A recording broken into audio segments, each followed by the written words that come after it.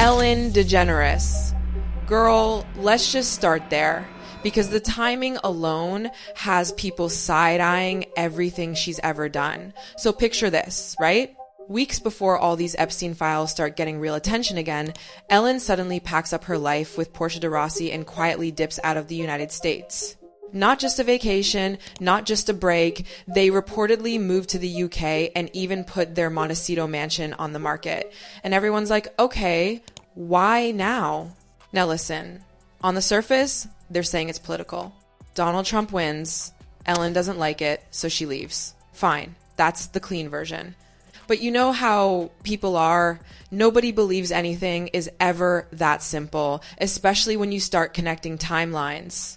Because at the same time all of this is happening, people are digging deeper into Jeffrey Epstein, into Ghislaine Maxwell, and suddenly Ellen's name is being whispered in conversations that she has never been part of before. And then you've got Katt Williams stepping in, and you already know when Katt starts talking, he doesn't just throw things out for no reason. He starts pushing this idea that Hollywood has always had recruiters, people who move quietly, people who know who to bring into certain circles. And when he says Epstein didn't work alone, that there were multiple people helping him, suddenly people start asking, okay, who were those people?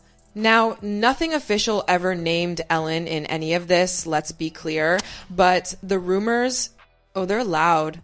The theory being pushed is that Epstein had someone placed inside Hollywood, someone who had access, someone who could connect dots, and people are now pointing fingers saying Ellen could have been that person. Again, not proven, but once a name gets attached to a story like this, it spreads like wildfire.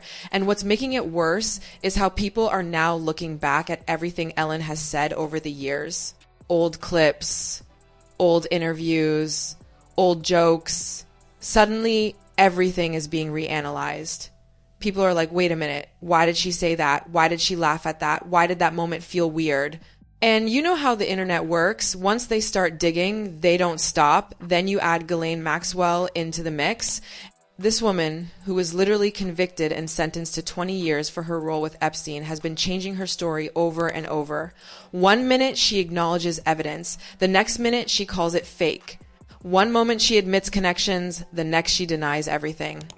And that inconsistency, it's making people question everything even more. Because here's the thing, if Ghislaine was just one recruiter, just one piece of the puzzle, then who else was involved? That's the question people can't let go of. Victims have already said she didn't act alone. There were others, people who approached them, people who made things seem safe, people who made it all feel legitimate. So now the conversation becomes bigger than just Epstein and Maxwell.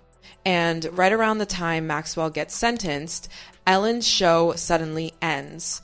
Now, yes, officially, it ended because of workplace toxicity allegations. Staff came forward, people said the environment was bad, and Ellen stepped away. That's the public story. But when you line up the timing, people are like, wait, Maxwell goes down, Epstein is already gone, more attention is coming, and Ellen just disappears from the spotlight? And she didn't just step back quietly either. Ellen, who used to be everywhere, suddenly became almost invisible. No big interviews, no major appearances, nothing like before. It felt like she went from being one of the most visible people in Hollywood to someone who just vanished. Then things get even darker when people bring up Stephen Twitch Boss. Now this is where it gets sensitive, because his death was officially ruled a suicide, and that's something serious. But online, people started connecting his passing to everything else happening around Ellen. They pointed out he was close to her, worked on her show, and then suddenly he's gone. There were reports about a note, about him feeling stressed, about him carrying things internally, but because the details weren't fully public, people filled in the gaps themselves. And once again, the theories started building. People began asking if there was more going on behind the scenes, if he knew something, if he was under pressure, all speculation. But it added fuel to an already burning fire. And then you've got Katt Williams again talking about how nothing in Hollywood is random. He keeps repeating that point. Nothing is coincidence. According to him, when something looks chaotic but still somehow controlled, it usually means there was planning behind it. That's his perspective, and whether you agree or not, it's definitely making people think twice about everything they're seeing. Because now, instead of looking at these events separately, people are connecting them. Ellen leaving the country, Maxwell being sentenced, Epstein's files gaining attention, Twitch's death, the sudden silence, it's all being placed into one big narrative. And once that happens, it becomes almost impossible to separate fact from theory anymore. And the deeper people go into this, the stranger it starts to feel, because now they're not just looking at Ellen's actions, they're going back and dissecting her entire career. Like, you know how something seemed normal at the time, but years later, when you have more context, it hits different. That's exactly what's happening right now. People are pulling up old clips from Ellen's show, and suddenly moments that once felt light, funny, or harmless are being viewed through a completely different lens. There's this one conversation that keeps getting brought up where Ellen and Sandra Bullock are joking about this facial treatment. At first, it just sounds like another celebrity skincare thing, you know, rich people doing weird beauty treatments. But then Sandra starts explaining what's actually being used, and the room kind of shifts. She talks about microneedling, about pushing substances into the skin, and then when Ellen presses her, like really presses her, Sandra casually mentions that it comes from skin derived from a young person, and the audience laughs, Ellen laughs, and it moves on. But now, people are like, wait, why did that feel so normal? Why was no one reacting? And this is where things start blending into a bigger narrative about Hollywood in general. Because that wasn't the only time conversations like that happened.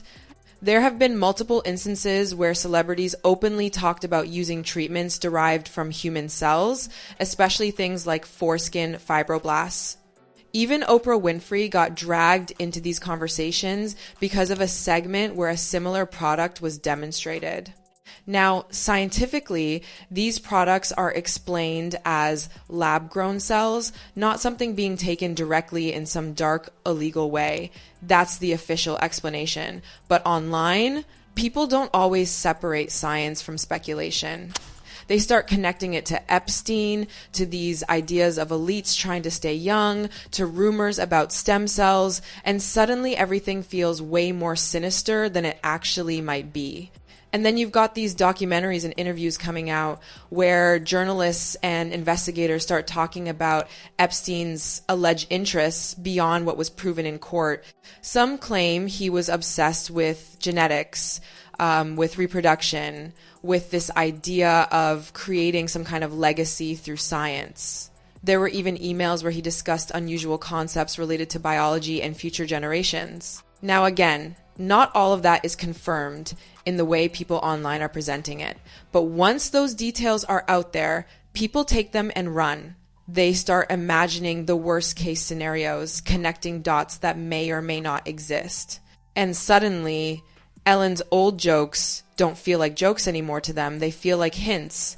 Then you've got Chris Hansen stepping into the conversation during investigations, saying that Epstein's world was way bigger than what the public saw, that it wasn't just about one island or one group of people, but a network, a system. And that word right there, system, is what really sticks with people.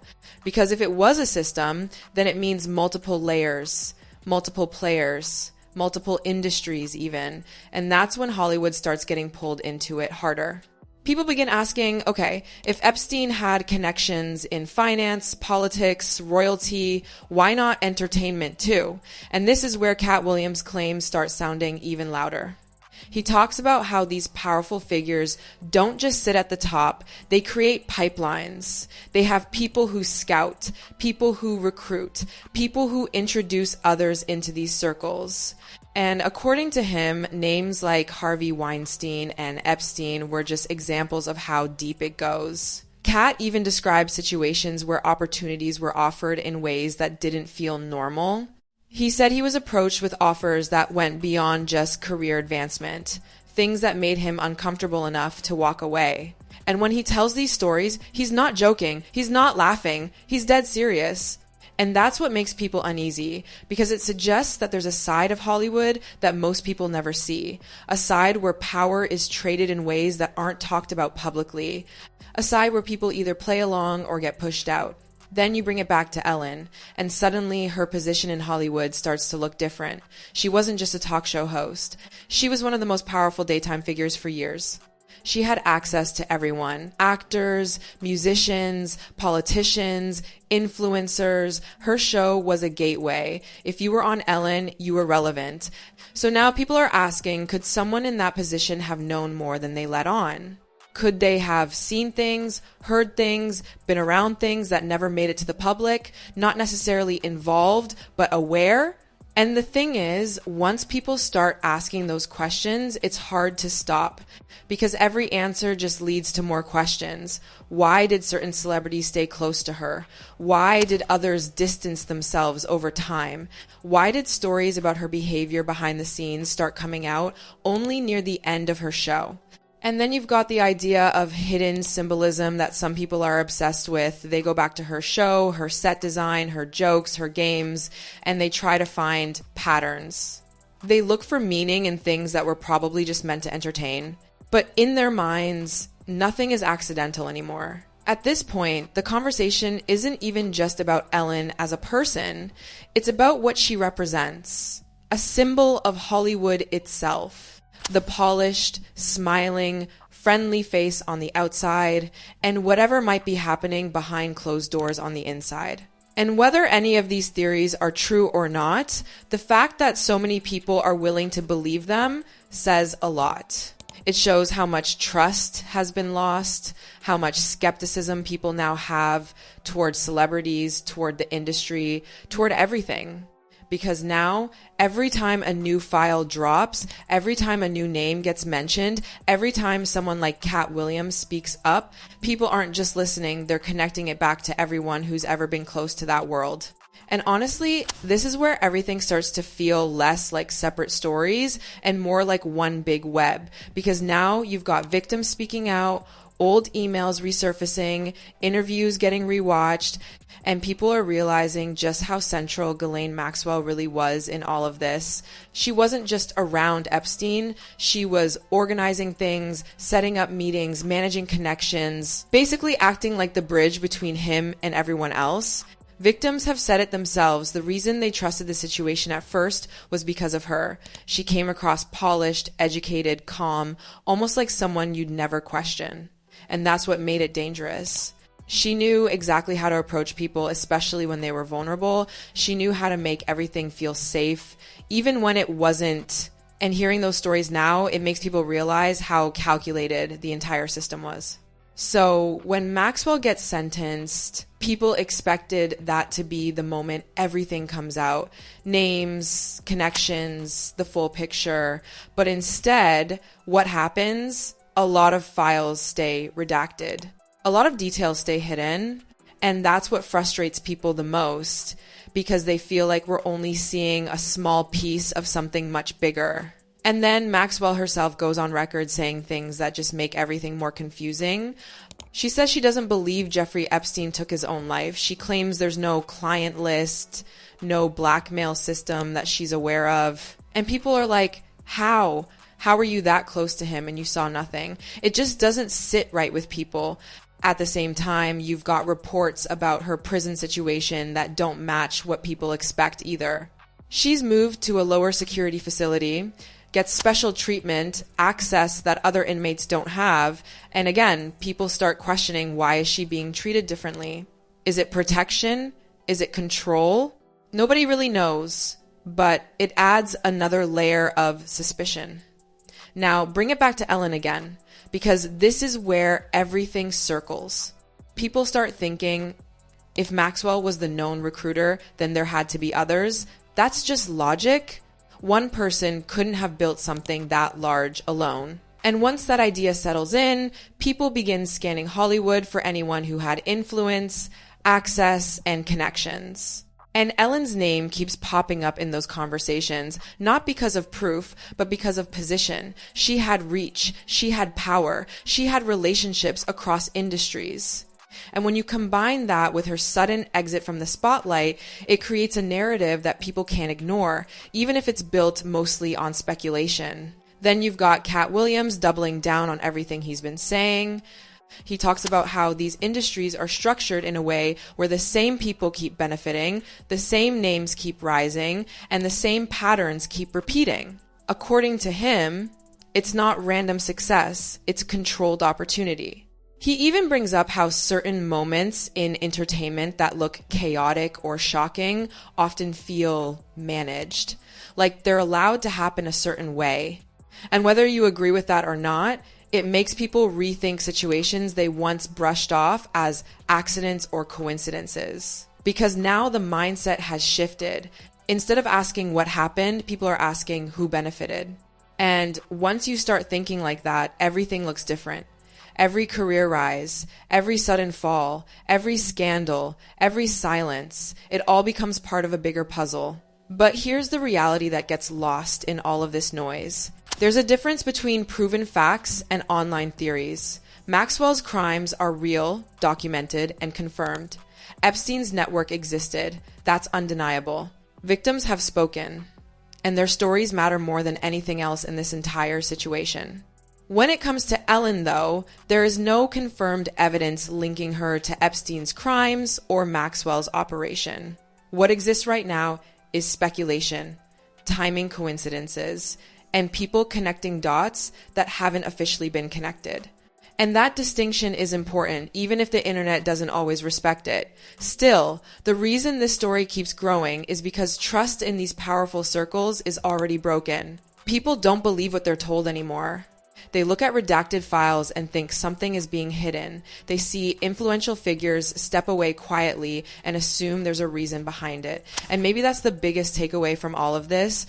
Not just Ellen, not just Epstein, not just Maxwell, but the fact that once people start questioning the system itself, every single person inside that system becomes a subject of scrutiny. Because now, nobody gets the benefit of the doubt automatically. Not celebrities, not executives, not public figures. Everyone is looked at through this lens of, what don't we know? And until there's complete transparency, those questions aren't going anywhere. So Ellen leaving the US, Maxwell sitting in prison, Epstein's files slowly coming out, Katt Williams speaking louder than ever, it all blends into one ongoing story that doesn't feel finished yet.